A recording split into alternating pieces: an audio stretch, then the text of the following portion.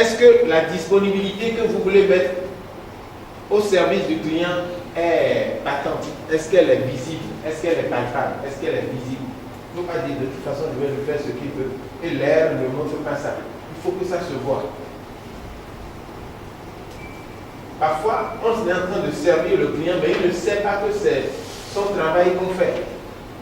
C'est à cause de notre attitude. On donne l'impression qu'on a laissé, qu'on est en train de répondre à un WhatsApp parce que l'écran cache. Et il dit, ah, excusez-moi. Mais non, on est en train de vous examiner. Ça veut dire quoi? Je ne peux pas patienter. C'est parce que votre attitude ne montre pas qu'on est en train de lui servir.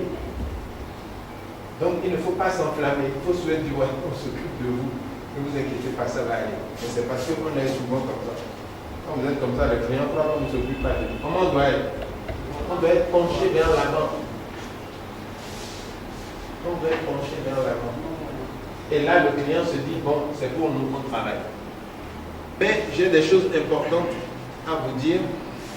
La politesse appelle la politesse. C'est-à-dire que si vous êtes poli, vous aurez de la politesse.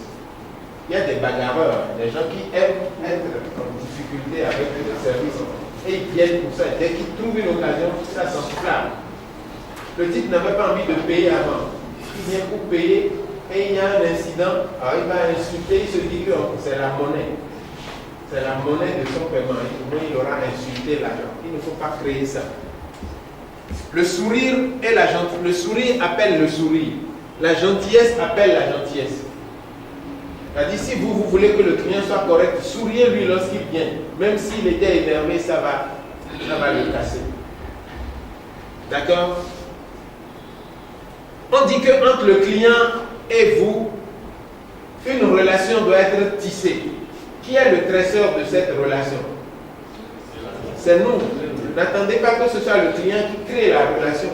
C'est vous. Ce matin, on a dit qu'une corde va quitter notre bras ou notre pied pour aller vers le client. C'est nous qui tissons ça. Et c'est nous qui allons attacher ça délicatement au pied ou au bras, ou peut-être même au cou du client, sans qu'il ne s'en rende compte. Et il va apprécier. D'accord? C'est vous le tresseur. Alors, quelques clés. Allez au-devant du client sans délai, sans précipitation. Quand le client arrive, on va au-devant de lui. Même quand vous allez pour relever, c'est vous qui venez au-devant du client. Vous êtes engagé. On a dit tête, cœur, corps. Vous êtes engagé. D'accord? Sourire d'abord et parler sur un ton aimable. Vous m'arrêtez si vous voulez des explications. Regardez le client en face et conservez la tête droite. Regardez le client en face et conservez la tête droite. Bon, ça, on dit ça, mais les femmes ne conservent jamais la tête droite. Les femmes ont toujours la tête penchée. Regardez la femme n'a jamais la tête. Il faut regarder les clients. Si vous regardez ailleurs, vous parlez au client, vous regardez ailleurs, vous regardez ailleurs. Le client est l'impression que vous ne voulez pas de lui. D'accord? Le langage du corps doit être mesuré, modéré et harmonieux. Si vous dites, je vais me transformer en monnaie,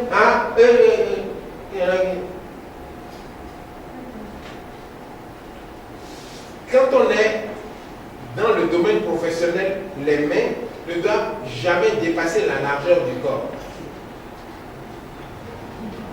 Quand vous faites de la gestuelle, ça ne doit pas dépasser la largeur du corps.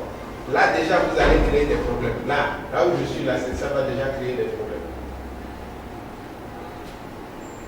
Mon bras ne peut pas monter pendant que je parle à un client, ça va dépasser ma tête.